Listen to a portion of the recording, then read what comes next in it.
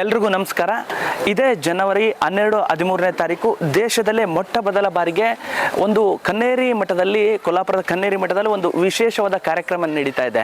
ಭೂತಾಯ ಕಾಯಕಕ್ಕೆ ಧರ್ಮ ಕಾಯುವವರ ಹೆಗಲು ಅಂತಕ್ಕಂಥ ಒಂದು ಕಾರ್ಯಕ್ರಮ. ಇದಕ್ಕೆ ಕನ್ನೇರಿ ಮಠದ ಅದೃಶ್ಯ ಕಾಡಸಿದ್ದೇಶ್ವರ ಶ್ರೀಗಳ ಸಾನ್ನಿಧ್ಯದಲ್ಲಿ ಈ ಒಂದು ಕಾರ್ಯಕ್ರಮ ನಡೀತಾ ಇದೆ. ಇದಕ್ಕೆ ಕರ್ನಾಟಕದ 16,000 ಜನ ರೈತರು ಮತ್ತು ಸಾವಿರಾರು ಜನ ಸಾಧು ಸಂತರುಗಳು, ಸ್ವಾಮೀಜಿಗಳು ಮತ್ತು ಧರ್ಮದರ್ಶಿಗಳು ಈ ಒಂದು ಕಾರ್ಯಕ್ರಮಕ್ಕೆ ಬರ್ತಾರೆ. ಈ ಒಂದು ಕಾರ್ಯಕ್ರಮದ ಬಗ್ಗೆ ಕೊಲ್ಲಾಪುರದ ಕನ್ನೇರಿ ಮಠದ ಅದೃಶ್ಯ ಕಾಡಸಿದ್ದೇಶ್ವರ ಶ್ರೀಗಳೇ ನಮ್ಮ ಜೊತೆ ಇದ್ದಾರೆ.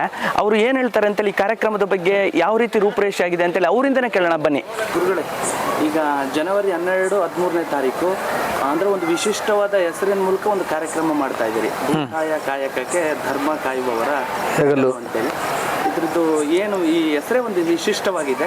ಇದ್ರ ಬಗ್ಗೆ ನಿಮ್ಮ ಆ ಕಾರ್ಯಕ್ರಮದ ಬಗ್ಗೆ ಒಂದು ಸ್ವಲ್ಪ ಮಾಹಿತಿ ಹಂಚ್ಕೋಬೇಕು. ಸರಿ. ಜನವರಿ 12 ಮತ್ತು 13ನೇ ತಾರೀಕಿಗೆ ಒಂದು ಕಾರ್ಯಕ್ರಮವನ್ನು ಈ ಸಾವಯವ ಪರಿವಾರ, ಕೃಷಿ ಪರಿವಾರ ಮತ್ತು ನಮ್ಮ ಸುಭಿಕ್ಷಾ ಆರ್ಗ್ಯಾನಿಕ್ಸ್ ಇವರ ಸಂಯುಕ್ತ ಆಶ್ರಯದಲ್ಲಿ ಈ ಕಾರ್ಯಕ್ರಮವನ್ನು ಕನ್ನೇರಿ ಮಠದಲ್ಲಿ ಆಯೋಜನೆ ಮಾಡಿದ್ದಾಗಿದೆ. ಆ ಕಾರ್ಯಕ್ರಮದ ಉದ್ದೇಶ ರೈತರು ಮತ್ತು ಮಠಗಳನ್ನು ಸಮೀಪಕ್ಕೆ ತರೋದು. ಆಮೇಲೆ ರೈತ ಇವತ್ತಿನ ದಿವಸ ತುಂಬ ಹಲವು ಸಮಸ್ಯೆಗಳ ಮಧ್ಯದಲ್ಲಿ ಸಿಲುಕಿದ್ದಾನೆ. ಆ ರೈತನಿಗೆ ಮಠಗಳು ಏನು ಸಹಾಯ ಮಾಡಲಿಕ್ಕೆ ಸಾಧ್ಯ ಅನ್ನೋದು ಒಂದು. ಅದಾದ ರೈತನ ಅಪೇಕ್ಷೆಗಳು ಏನು ಅಂತ ತಿಳ್ಕೊಳ್ಳೋದು ಇನ್ನೊಂದು ಅದೇ ಕಾರ್ಯಕ್ರಮದಲ್ಲಿ. ಹಾಗಾದರೆ ಸ್ವಾಮೀಜಿಗಳಾದವರು, ಮಠಾಧಿಪತಿಗಳು, ಸಂತರು, ಧರ್ಮದರ್ಶಿಗಳು ಅಂತ ಏನದಾರ, ಇವರು ಈ ಕೃಷಿ ಕ್ಷೇತ್ರದಲ್ಲಿ ಉಂಟಾದಂಥ ಸಮಸ್ಯೆಗಳ ಪರಿಹಾರದಲ್ಲಿ ಮಠಗಳ ಪಾತ್ರ ಏನು, ಧರ್ಮಕ್ಷೇತ್ರದ ಪಾತ್ರ ಏನು ಅಂತ ತಿಳ್ಕೊಂಡೆ ಕೃಷಿ ಕಾಯಕಕ್ಕೆ ಧರ್ಮ ಕಾಯುವರ ಹೆಗಲು, ಭೂತಾಯ ಕಾಯಕಕ್ಕೆ ಧರ್ಮ ಕಾಯುವರ ಹೆಗಲು ಅಂದರೆ ಧರ್ಮವನ್ನು ಕಾಯುವಂಥವ್ರು ಈ ಭೂತಾಯಿಯ ಕಾಯಕವನ್ನು ಮಾಡುವಂಥವ್ರಿಗೆ ಯಾವ ರೀತಿಯಾಗಿ ಸಹಾಯ ಸಹಕಾರ ಸಲಹೆಗಳನ್ನು ನೀಡಲಿಕ್ಕೆ ಸಾಧ್ಯ ಅನ್ನೋದನ್ನು ಕುರಿತು ಈ 2 ದಿನಗಳ ಚಿಂತನ ಶಿಬಿರ ನಡೆಯುತ್ತೆ. ಒಂದು ದಿನ ಮೊದಲನೇ ಸತ್ರದಲ್ಲಿ ಸ್ವಾಗತ ಪರಿಚಯ ಆಗುತ್ತೆ ಮತ್ತು ಪ್ರಾಸ್ತಾವಿಕ ಕಾರ್ಯಕ್ರಮದ ಕುರಿತು. ಇದರಲ್ಲಿ ಸುಮಾರು ಒಂದು 400-500 ಜನ ಸ್ವಾಮೀಜಿಗಳು ಭಾಗವಹಿಸ್ಬೋದು ಅಂತ ನಿರೀಕ್ಷೆ ಇದೆ. ಹೆಚ್ಚೂ ಆಗ್ಬೋದು.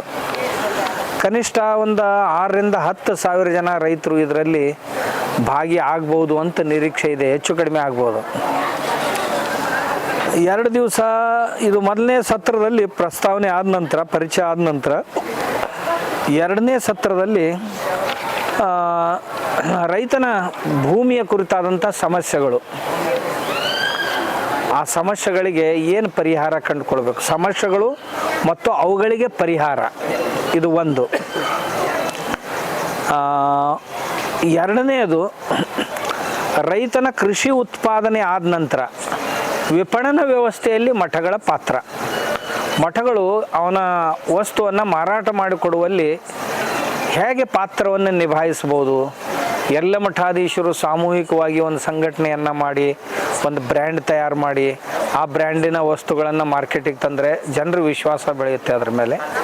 ಆಮೇಲೆ ಸ್ವಾಮೀಜಿಯವರು ಅಥವಾ ಮಠಾಧೀಶರು ತಮ್ಮ ಭಕ್ತರಿಗೆ ಹೇಳಿಸಿ ಬೇರೆ ಬೇರೆ ಫ್ರ್ಯಾಂಚೈಸಿಗಳನ್ನು ಮಾಡಿಸ್ಬೋದು.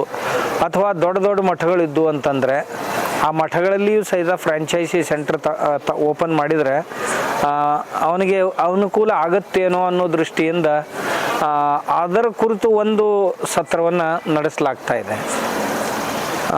ಇದಕ್ಕಾಗಿ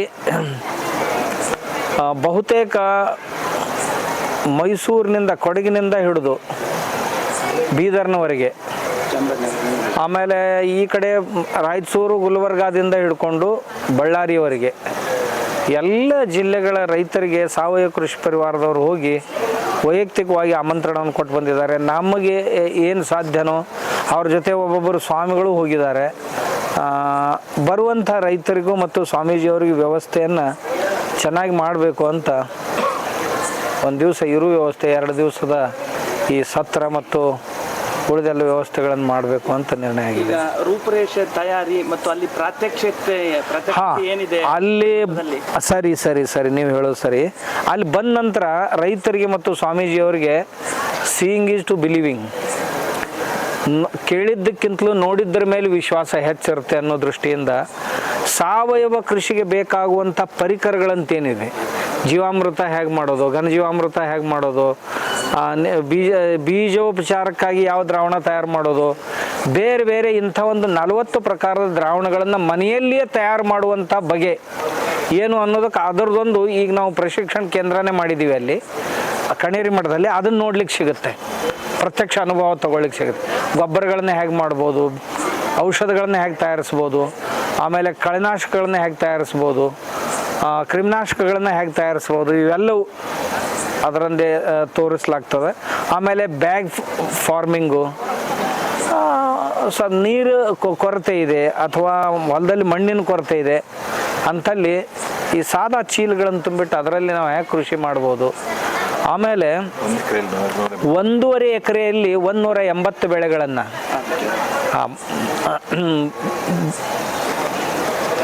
ಮಿಶ್ರ ಬೆಳೆಗಳನ್ನು ನಾವು ಹೇಗೆ ಬೆಳಿಬೋದು ಅನ್ನೋದನ್ನು ಪ್ರಾತ್ಯಕ್ಷಿಕವಾಗಿ ನೋಡ್ಲಿಕ್ಕೆ ಸಿಗುತ್ತೆ. ಈಗ ಅದು ಅದರಲ್ಲಿಯೂ ಸಹಿತ ಒಂದು ಮನೆಗೆ 1,000 ಸ್ಕ್ವೇರ್ ಫೀಟ್ನಲ್ಲಿ ಹೇಗೆ ಒಂದು ಮನೆಯವರು ವರ್ಷ ತುಂಬ ಅದೇ ಭೂಮಿಯಲ್ಲಿ ತಮ್ಮ ಮನೆಗೆ ಬೇಕಾಗುವಷ್ಟು ತರಕಾರಿಗಳನ್ನು ಹೇಗೆ ಬೆಳಿಬೋದು ಅನ್ನೋ ಒಂದು ಪ್ಲಾಟು ಸಹಿತ ಅವ್ರಿಗೆ ನೋಡ್ಲಿಕ್ಕೆ ಸಿಗುತ್ತೆ. ಅದರ ಜೊತೆಗೆ ಲಖಪತಿ ಖೇತಿ ಅಂದ್ರೆ ಲಕ್ಷಾಧೀಶನ ಹೊಲ ಅಂತ, ಅವನು ಉಂಡುಟ್ಟು ಅವನ ಮನೆಗೆ ಬೇಕಾದದ್ದೆಲ್ಲ ಅದರಲ್ಲೇ ಸಿಗುತ್ತೆ. ಎಲ್ಲ ಉಂಡುಟ್ಟು ಅವನಿಗೆ ವರ್ಷಕ್ಕೆ 1 ಲಕ್ಷಕ್ಕಿಂತಲೂ ಅಧಿಕ ಹಣ ಉಳಿತಾಯ ಆಗುತ್ತೆ. ಅಂಥದ್ದೊಂದು ಪ್ಲಾಟ್ ಇದೆ, ಅದನ್ನು ನೋಡ್ಲಿಕ್ಕೆ ಸಿಗುತ್ತೆ. ಅದು ಆದ ನಂತರ ಕೃಷಿ ಕಾಯಕದ ಮನೆಗಳು ಏನಿವೆ ಅವರಿಗೆ ಕುಟೀರ ಉದ್ಯೋಗಗಳನ್ನು ಮಾಡೋ ಇಚ್ಛೆ ಇದ್ದರೆ ಯಾವ್ಯಾವ ಉದ್ಯೋಗಗಳನ್ನು ಮಾಡ್ಬೋದು ಮತ್ತು ಅದಕ್ಕಾಗಿ ಬೇಕಾಗುವಂಥ ಯಂತ್ರ ಸಾಮಗ್ರಿಗಳು ಯಾವುವು, ಪ್ರಶಿಕ್ಷಣ ಪದ್ಧತಿ ಏನು, ಅದರದ್ದು ಸಹಿತ ಒಂದು ನಾವು ಟ್ರೈನಿಂಗ್ ಹಾಲ್ ತಯಾರು ಮಾಡಿಟ್ಟಿದ್ದೀವಿ. ಸಣ್ಣ ಸಣ್ಣ ಮನೆಯಲ್ಲೇ ಏನೋ 10,000, 20,000, 5,000, 50,000, ಲಕ್ಷ, 2 ಲಕ್ಷ, 6 ಲಕ್ಷಕ್ಕೆ ಯಂತ್ರಗಳು ಬರ್ತಾವೆ. ನಾವು ಮನೆಯಲ್ಲೇ ಮಾಡಬೇಕು. ಆಮೇಲೆ ಅದನ್ನು ಸಹಿತ ಬ್ರ್ಯಾಂಡಿಂಗ್ ಮಾಡೋ ವ್ಯವಸ್ಥೆಯನ್ನು ಈ ಕೃಷಿ ಪರಿವಾರ ತಗೊಳುತ್ತೆ. ಅದು ಒಂದು ಇದೆ. ಅದರ ಜೊತೆಗೆ ಒಂದು ಮ್ಯೂಸಿಯಂ ಇದೆಯಾ ಕೊಟ್ಟಿಗೆ. ಹಾಂ, ಇನ್ನೊಂದು ಇದರಲ್ಲಿ ಒಂದು ಪುಟ್ಟ ಕೊಟ್ಟಿಗೆ, ಆಮೇಲೆ ಅದರ ಜೊತೆ ಮೇಕೆ ಸಾಕಾಣಿಕೆ ಪುಟ್ಟದೊಂದು, ಕೋಳಿ ಸಾಕಾಣಿಕೆದೊಂದು, ಹೀಗೆ ಅದರದ್ದು ಒಂದು ಅವೆಲ್ಲ ಸೇರಿ ಗೋಬರ್ ಗ್ಯಾಸ್ಗೆ ಅದರ ಸ್ಲರಿ ಬರಬೇಕು. ಆ ಗೋಬರ್ ಗ್ಯಾಸ್ನಿಂದ ಬಯೋಡೈಜೆಸ್ಟರ್ ಟ್ಯಾಂಕಿಗೆ ಬರಬೇಕು. ಆ ಬಯೋಡೈಜೆಸ್ಟರ್ ಟ್ಯಾಂಕ್ನಿಂದ ಹೊರಗೆ ಬಂದಂಥ ಸ್ಲರಿ ಏನಿದೆ ಅದು ಬೆಳೆಗಳಿಗೆ ಅಮೃತ. ಅಂಥದ್ದು ಒಂದು ಪ್ರಾತ್ಯಕ್ಷಿಕೆಯನ್ನು ಅಲ್ಲಿ ನೋಡ್ಲಿಕ್ಕೆ ಸಿಗುತ್ತೆ. ಈ ಒಂದು ಕಾರ್ಯಕ್ರಮಕ್ಕೆ ಮಠಾಧೀಶರು, ಸಂತರು, ಧರ್ಮದರ್ಶಿಗಳು, ಈಗ ಸಾವಿರಾರು ಜನ ಮತ್ತೆ ಶಿಕ್ಷಣ ಸಂಸ್ಥೆಯವರು ಎಲ್ಲ ಬರ್ತಾ ಇದ್ದಾರೆ. ಹೌದು. ಅಂದ್ರೆ ಏನಂತ ಹೇಳಿದ್ರೆ ಆ ಒಂದು ಕಾರ್ಯಕ್ರಮಕ್ಕೆ ನಾವು ಮಠಾಧೀಶರಾಗಿ ಬರದೇ ಇದ್ರೆ ಒಂದು ಅಂದ್ರೆ ವ್ಯತ್ಯ ಪಡ್ತಕ್ಕಂಥ ನೋಡಿ, ಮಠಗಳನ್ನು ಕೃಷಿಕರನ್ನ ಬೇರ್ಪಡಿಸ್ಲಿಕ್ಕೆ ಆಗೋದಿಲ್ಲ. ಮಠಗಳು ಬೆಳೆದು ನಿಂತದ್ದೇ ಕೃಷಿಕರಿಂದ. ಆಮೇಲೆ ಪ್ರತಿಯೊಂದು ಮಠಕ್ಕೂ ಹೆಚ್ಚು ಕಡಿಮೆ ಕೃಷಿ ಭೂಮಿ ಇರುತ್ತೆ. ಹೊಸ ಮಠಗಳಿಗೆ ಇರಲಿಕ್ಕಿಲ್ಲ, ಇರ್ಬೋದು. ಆಮೇಲೆ ಮಠಗಳು ಬೆಳೆದು ಬಂದದ್ದೇ ಕೃಷಿ ಹಿನ್ನೆಲೆಯಿಂದ. ಆದ್ದರಿಂದ ಸ್ವಾಮೀಜಿಯವರು ಏನಾದರೂ ಮಾಡಿದರು ಅಂದ್ರೆ ಅದನ್ನು ನೋಡಿ ಭಕ್ತರು ಅನಾಯಾಸಾಗಿ ಮಾಡ್ತಾರೆ. ಇನ್ನೂ ಧರ್ಮಕ್ಷೇತ್ರದ ಜನರ ಮೇಲೆ ಜನರ ವಿಶ್ವಾಸ ಇದೆ. ವೈಜ್ಞಾನಿಕರಿಗಿಂತಲೂ ಹೆಚ್ಚು ವಿಶ್ವಾಸವನ್ನು ಸ್ವಾಮೀಜಿಗಳ ಮೇಲೆ ತೋರಿಸ್ತಾ ಇದ್ದಾರೆ. ಆದ್ದರಿಂದ ಅವರಿಬ್ಬರನ್ನೂ ಸೇರಿಸ್ಬೇಕು. ಇದ್ರ ಜೊತೆ ವೈಜ್ಞಾನಿಕರು ಇರಬೇಕು.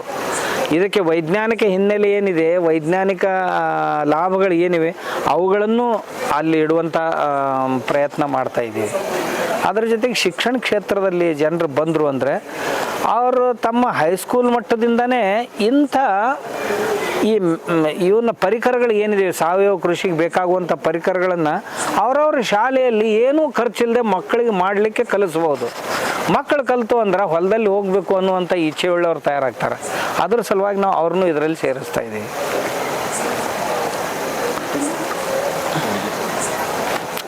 ಎಲ್ಲ ಪೂಜ್ಯಪಾದರಲ್ಲಿ ಪ್ರಣಾಮಗಳನ್ನು ಅರ್ಪಿಸ್ತಾ ಎಲ್ಲ ಮತಪಂಥ ಸಂಪ್ರದಾಯಗಳ ಪೂಜ್ಯಪಾದ ಪೀಠಾಧೀಶ್ವರರು, ಮಠಾಧೀಶ್ವರರು, ಧರ್ಮದರ್ಶಿಗಳು, ಅದು ಅಲ್ಲದೆ ಸಂತರು, ಮಹಂತರು, ಬ್ರಹ್ಮಚಾರಿಗಳು, ಅವ್ರಿಗೆ ಆಮೇಲೆ ಸಾಮಾಜಿಕ ಚಟುವಟಿಕೆಗಳಲ್ಲಿ ಭಾಗವಹಿಸಬೇಕು ಅಂತಕ್ಕಂಥ ಇಚ್ಛೆಯುಳ್ಳಂಥ ಇತರರು ಯಾರಾದರೂ ಪರವಾಗಿಲ್ಲ. ಅವರೆಲ್ಲರಿಗೂ ನನ್ನ ಪ್ರಾರ್ಥನೆ ಏನು ಅಂತಂದರೆ, ಎಲ್ಲ ಪೂಜ್ಯ ಮಠಾಧೀಶರು ದಯವಿಟ್ಟು ಇದರಲ್ಲಿ ಒಂದು ಸಾರಿ ಭಾಗಿಯಾಗಬೇಕು. ಆನಂತರ ಏನು ಮಾಡಬೇಕೋ ಮಾಡಬಾರ್ದು ಅದನ್ನು ನಿರ್ಣಯ ತಮಗೆ ಬಿಟ್ಟುಕೊಟ್ಟದ್ದು. ಆದರೆ ಇಂಥ ಒಂದು ಅಪರೂಪದ ಕಾರ್ಯಕ್ರಮಕ್ಕೆ ಯಾವುದರಲ್ಲಿ ನಮ್ಮ ದೇಶದ ಬೆನ್ನೆಲುಬಾದಂಥ ರೈತ, ಆ ರೈತನಿಗಾಗಿ ಚಿಂತನೆ ಮಂಥನೆ ಮಾಡೋದಿದೆ. ತಾವು ಎಲ್ಲ ಕಾರ್ಯಕ್ರಮಗಳಿಗೂ ಸಮಯ ಕೊಡ್ತೀರಿ, ಎಲ್ಲ ರೀತಿಯ ಕಾರ್ಯಕ್ರಮಗಳಿಗೂ ತಮ್ಮ ಅಮೌಲಿಕವಾದಂಥ ಸಮಯವನ್ನು ನೀಡ್ತಾ ಇದ್ದೀರಿ. ಅಂಥ ಸಂದರ್ಭದಲ್ಲಿ ನಾನು ಕೃಷಿಕರಿಗಾಗಿ, ನಮ್ಮ ರೈತರಿಗಾಗಿ ತಮ್ಮ ಜೀವನದ ಬಹುಮೂಲ್ಯವಾದಂಥ ವೇಳೆಯನ್ನು ದಯವಿಟ್ಟು ದಯಪಾಲಿಸಬೇಕು ಅಂತ ಎಲ್ಲ ಪೀಠಾಧೀಶ್ವರಲ್ಲಿ, ಮಠಾಧೀಶ್ವರಲ್ಲಿ ಪ್ರಾರ್ಥನೆ ಮಾಡ್ತೀನಿ. ತಾವು ಮನಸ್ಸು ಮಾಡಿದರೆ ಬಹುದೊಡ್ಡ ಸಹಾಯ ನಮ್ಮ ರೈತನಿಗೆ ಆದೀತು. ನಾವೇನು ಮಾಡ್ಬೋದು ಅಂತ ದಯವಿಟ್ಟು ತಾತ್ಸಾರ ಮಾಡಬೇಡಿ. ಬಂದ ನಂತರ ನಿಮಗೆ ನಿಶ್ಚಿತ ಗೊತ್ತಾಗುತ್ತೆ.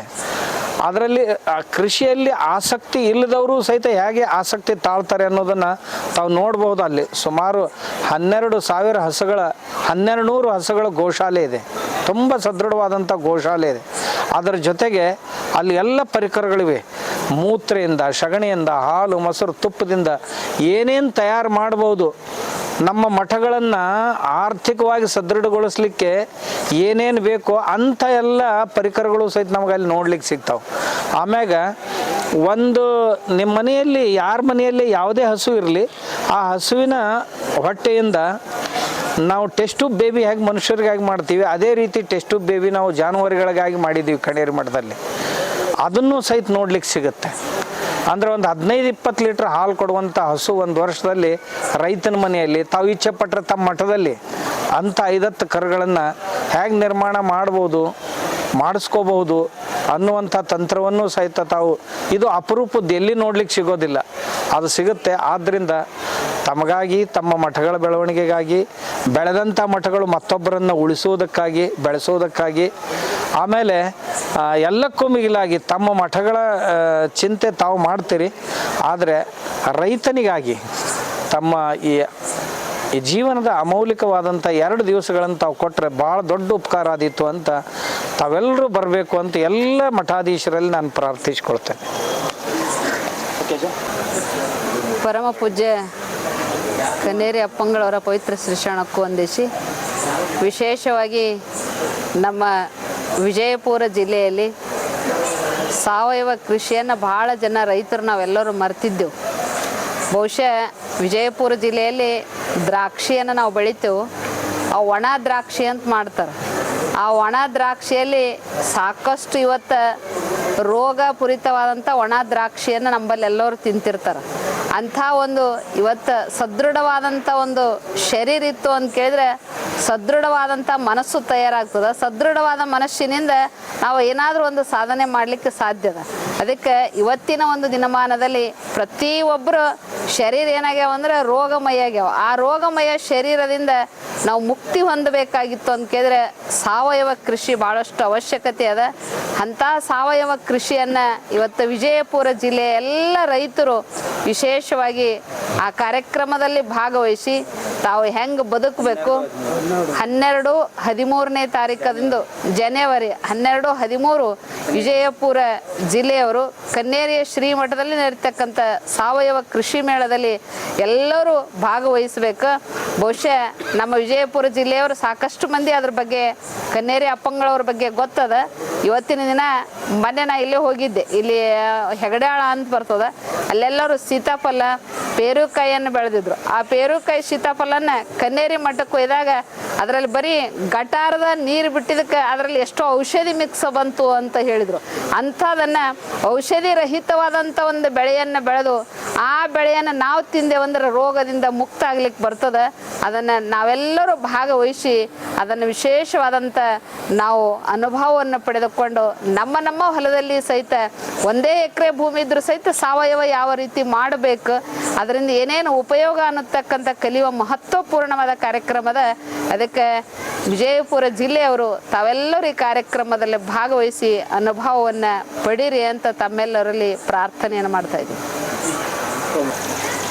ಜನವರಿ 12 ಮತ್ತು 13ರಂದು ಕಣೇರಿಯ ಸಿದ್ಧಗಿರಿ ಮಹಾಸಂಸ್ಥಾನ ಮಠದಲ್ಲಿ ಭೂತಾಯ ಕಾಯಕಕ್ಕೆ ಧರ್ಮಕಾಯವರ ಹೆಗಲು ಈ ಶೀರ್ಷಿಕೆ ಅಡಿಯಲ್ಲಿ ಒಂದು ಬಹುದೊಡ್ಡ ಸಾವಯವ ಕೃಷಿಕರ ಚಿಂತನ ಮಂಥನ ಗೋಷ್ಠಿಗಳು ಸುಮಾರು ರಾಜ್ಯಾದ್ಯಂತ 500ಕ್ಕೂ ಹೆಚ್ಚು ಅಧಿಕ ಮಠಾಧೀಶರು, ಧರ್ಮದರ್ಶಿಗಳು, ಸಂತರು, ಶರಣರು, ಎಲ್ಲ ಧರ್ಮದ ಪರಮ ಪೂಜ್ಯರು ಈ ಕಾರ್ಯಕ್ರಮದಲ್ಲಿ ಪಾಲ್ಗೊಳ್ಳಲಿದ್ದಾರೆ.